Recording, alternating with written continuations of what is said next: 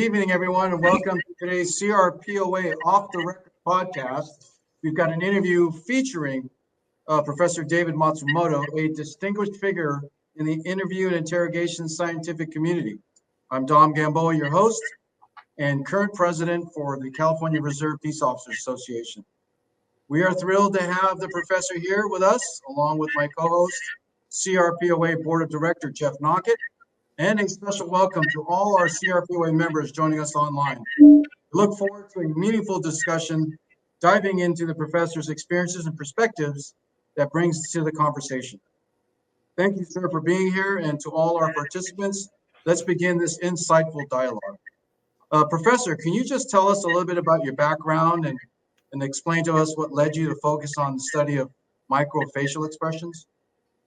Well, of course I can do that. But first of all, let me say how humbled and honored I am to be with you all here in this format, as well as in August to see all of the participants who are going to be there.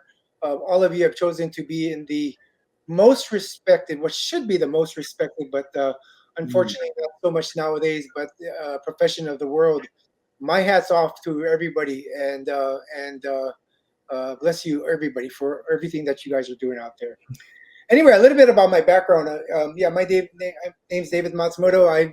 I'll do this really quickly. I've been a professor of psychology at San Francisco State. I recently retired, but I was there for 34 years, 3 years before that someplace else, where I did basic research and training on nonverbal behavior in general and facial expressions in particular. Given that background, trying to transition to where we are today is, for the last 20 years or so after 9/11, I've essentially been working almost full time for the federal government in various positions, leveraging the science and the knowledge and the skills about reading nonverbal behavior to help in the national security law enforcement arena. So, for example, early on, right after 9/11, I worked with Homeland Security and helping with behavior detection programs in the airports. And then I worked for several years working with Defense Intelligence Agency, assisting with brief field interviews in the Middle East.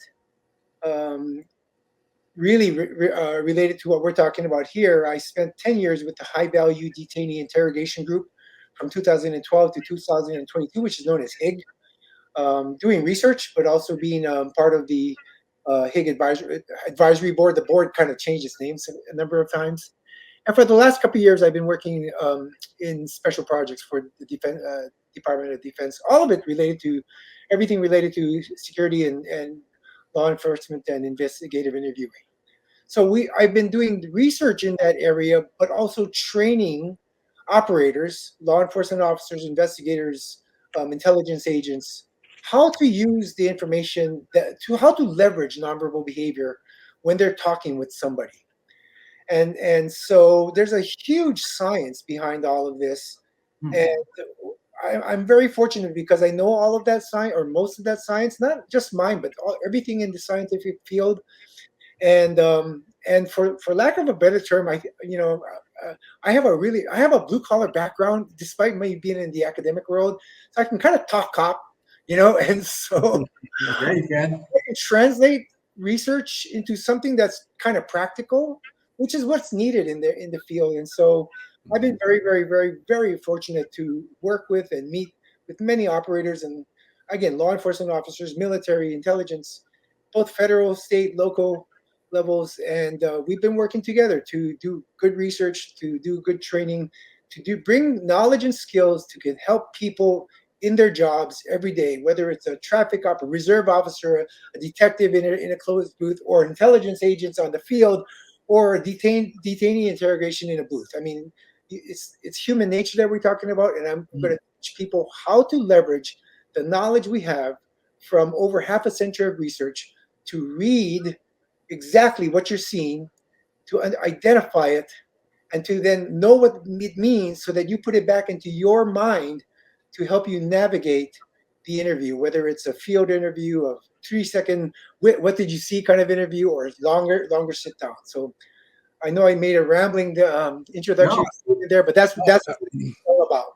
Yeah, absolutely, and it's a great segue into our next question, which really is, tell us about your course.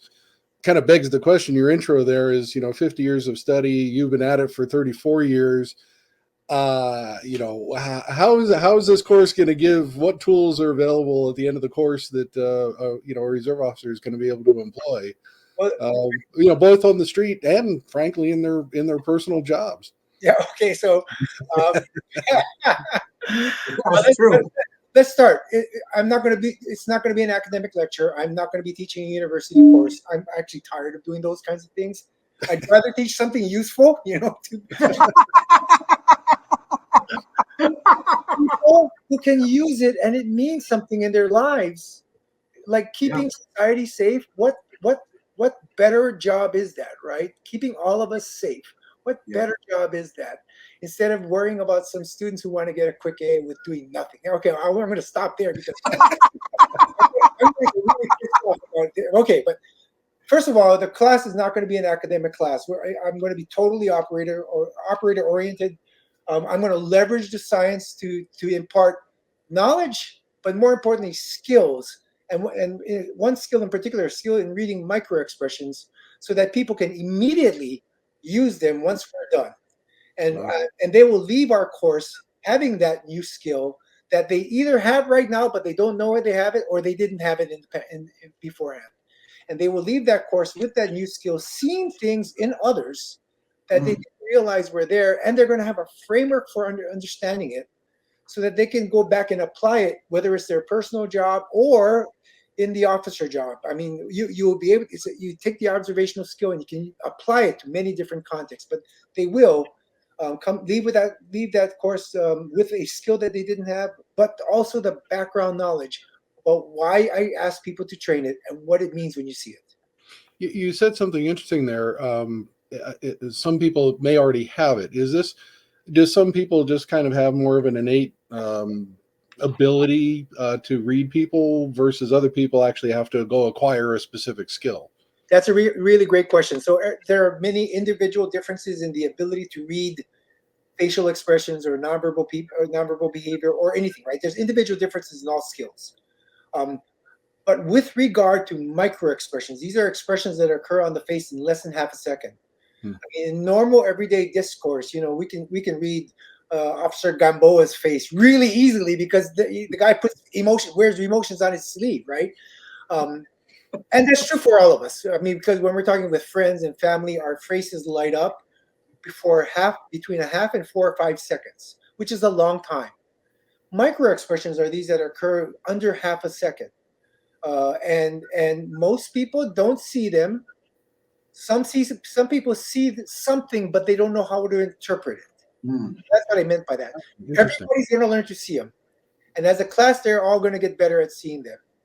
And they'll be able to leave that class with that newfound skill. That's what I meant about that newfound skill. Some people see something, but they won't know how to interpret it. We're going to make sure that everybody can see it and interpret it, because it's so important. I mean, if we talk about on the job, right? If you come up to somebody and you're asking, if you're going to a house and you're going to get a witness statement about what happened over there, and you say, hey, tell me what you saw over there. And they say, well, I didn't see too much of anything, and they were smiling about it.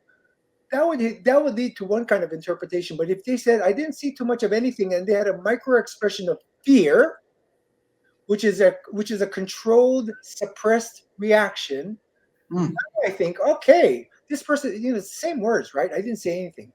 But now I know in part of that person's head, that person has fear in their mind, and fear is always related to threat. Now I'm the officer looking at that thinking, well, there's something else going on there. I got to try to ferret that out.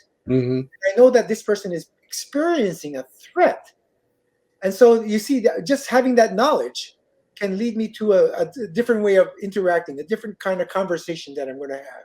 And so people are going to leave with that observational skill when they leave that course. Well, sorry, Jeff. Just aside from that, in the investigation world or interviewing world, that makes a difference, because if I'm able to identify some of these subtle facial expressions, it may dictate what area I want to navigate through in the investigation. Absolutely. Like if I see an emotional response to something, right, Dave, then that might give me an idea where I need to spend some time. Absolutely. I mean, facial expressions, these emotions and other nonverbal behavior play such an important role about complimenting or commenting on words, and even and give you information when people are even not speaking. And so what you're talking about, Dom, is like when people are when you're on topic, like, okay, I know you were at the 7-Eleven last week, last Friday at 8 o'clock. Tell me what you did when you were at the 7-Eleven. And if they're lighting up on a certain topic inside there, then you know that there's something up about that topic and not this other topic over here. So you can guide yourself in a certain way. And then beyond that, if you know they're lighting up in a certain way, like if it's fear as opposed to disgust, those are things in their head, which would make me think differently about how I want to continue this questioning. So you raise a really important point about how it highlights meaningful topic areas in an interview. And then sometimes you're not even on topic, and you'll see people light up, and you might not necessarily go, work on that at that particular time, but you can put it into your mind, and it might come back later on. So, for example, you're talking to Johnny, and you're just starting the interview and building that rapport, which is important, right? And shooting the breeze, so to speak. And I see that when Johnny's talking about his newborn son, I see a flash of sadness, right? And I may not. My investigation may not be about the son, right? I'm going to talk about something else, but I know he's a little soft on Johnny, the son. I know Johnny's a little soft on the son. Thus, with that knowledge, an hour later, I may go, "Hey, Johnny, buddy, I know you've been telling me this story, but I think it's time to man up, because I'd really hate for you to lose the ability to see your son." And at that point, I would leverage that part about he lit up on his son or his mom or whatever that is, right? But I would know that because I saw it an hour earlier, and it wasn't on topic, but I just knew that about this person's mind. So there's a lot of ways we can use this thing. It strikes me that your daily world must be really complicated, because having done this so long, you're reading people constantly when you're talking to them, and I can't imagine what political debates and you've got to be really crazy. Here's what I've learned from Dave. I just can't turn it off. That's right. Yeah. You can't turn it off. I mean, Dom was unfortunate enough to be one of my classes, and of course he's an excellent interviewer and people reader to begin with, right? Intuitively, and then hopefully the course content gave a little bit of an edge, which is what we need, right? People have experience. All you need is a little edge or some other way of a bucket to put in your mind to organize it a little differently, and boom, it's a big difference. And you're exactly right. You don't see you can't turn that skill off. What you can turn off is what you on and off is what you do with it. Yeah. So yeah. So it's an interesting world out there, and you learn to ignore a lot today. So I mean, you mentioned the politicians. Yeah, I mean. Well, okay, I'll stop there, because I work for the federal government, and so. However, I tell you, when you're walking around town, you see somebody who lights up on a kid, who has that little, what you think is a little too much interest in children, those kinds of people. It's hard to turn it off then. Yeah. Although you want to go and castrate something. I mean, it's like you want to go deep quick. Sorry, you guys go and edit this kind of stuff out. Oh yeah, no, we're gonna edit. Yeah. But yeah, you're right. You don't. Once you learn the skill, you don't turn it off.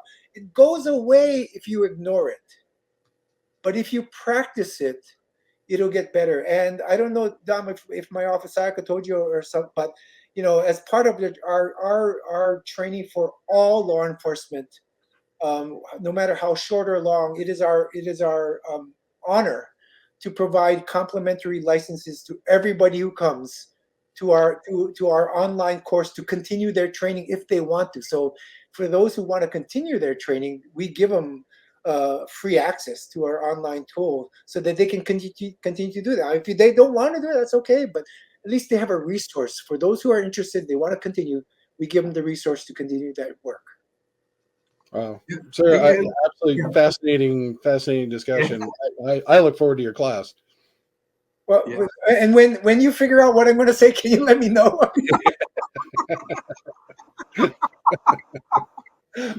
Hey, Dave, could you just briefly, and I know we're running out on time, but just briefly talk about universal micro expressions Oh, because they sure. exist.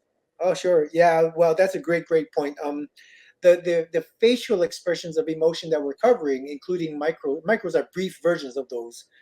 We're going to be focusing on 7 facial expressions that research over the last 140 years, but most of it in the last 60, 70 years, has demonstrated to be universal. That is cross-culturally expressed and recognized. Oh wow. It means that everybody will everybody around the world will show those same facial expressions of emotion when they have those emotions, regardless of race, culture, nationality, gender, religion, all the demographics. And we're in California, so there's tons of demographics, right? Mhm. Which is a really, really powerful thing.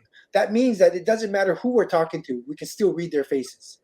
It means that even if we're talking through an interpreter, we can still read their faces, right? We may not know what they're saying, but we can still read their faces. Now, of course, with interpreters, there's the additional pros and cons of the interpreter. But the point is, these faces that we're going to be learning about to read are universal. Thus we can read them in anybody that we're talking to. Hey, maybe a last question. As it relates to the courts, how has this been vetted and how does it hold up? I mean, do you have to have an expert witness every time you refer to a micro expression? So all of these things are observational skills, like any indicator that one would learn, whether it's behavioral, verbal, or cognitive. These are all investigative tools that help an investigator or an officer navigate an interaction or an interview. We generally suggest not writing up the specific indicators that you're looking at, because there's going to be some criminal defense lawyer who's going to find their pocket scientist to argue about that. Right. So this skill set has never been needed to be vetted in the courts, and it's used more or less like a polygraph, right? So the polygraph, the box itself is never is researchers demonstrate that the box itself is not differentiated. It's all about the examiner with the box. Yeah. If I understood you correctly, it's not so much about the specific micro expression that you saw. The way that's not needed in court is all that did was just lead you down a certain path of questioning that led you to a conclusion of your investigation. Absolutely, and that you're actually raising a really interesting point. I mean, having this observational skill will be the best if you team it with strategic questioning. Mm-hmm. Oh, yeah. So if you're in this world, you will get better at thinking about the right questions and the way to ask those questions and when to ask those questions. Because as you guys know, people with experience know, you're talking to some suspect about something, and you let them control the interview, you don't see this stuff because they're feeling good, they're in control, they're talking whatever crap or the truth. It doesn't matter to them because there's no consequences. And if we let them go, they're not going to be showing these kinds of indicators or any kind of indicators. When we have control of the interview and we can control the flow of the content and flow of questions, then there's stuff happening. And so when we're in this world, we have to always pair those kind of two things. So that's really one thing about the class I've got with you guys. I mean, 4 hours is relatively short. I'll train everybody up on the observational skill, but I will remind everybody, think about the questions that you're asking. If you're in an interview, if this is an IAI class, I try to slow it down and spend 3 days talking about questions and building rapport and all that stuff embedded with these observational skills. Yeah. So it's a bunch of different skills that all have to come together. This is one set of tools. Absolutely. Yeah, one of the takeaways I got from Dave was your emotions are the gateways to memory. Yes. Oh yeah. So I've used that in interviews. And just I want to support Dave just in a second, and we'll cut it. But he just reminds me of passed down culture, passed down experienced investigators' experiences. Like I was with a San Francisco PD arson investigator. We were interviewing arsonists, and every now and then he would say, "Is it hot in here?" And the guy goes, "Not really." And he goes, "Okay." So he answers some like just mundane questions, Then he goes, man, it's getting hot. He goes, hey, Tom, it's getting hot here. Right. And all of a sudden the guy goes, yeah, it's kind of getting hot. And anyway, he started like taking, loosening up all this kind of stuff. Yeah. Then he goes, what's it saying to you? What's the heat telling you? And I was like, oh, man, that shit is Nice. real. So he just got in his head.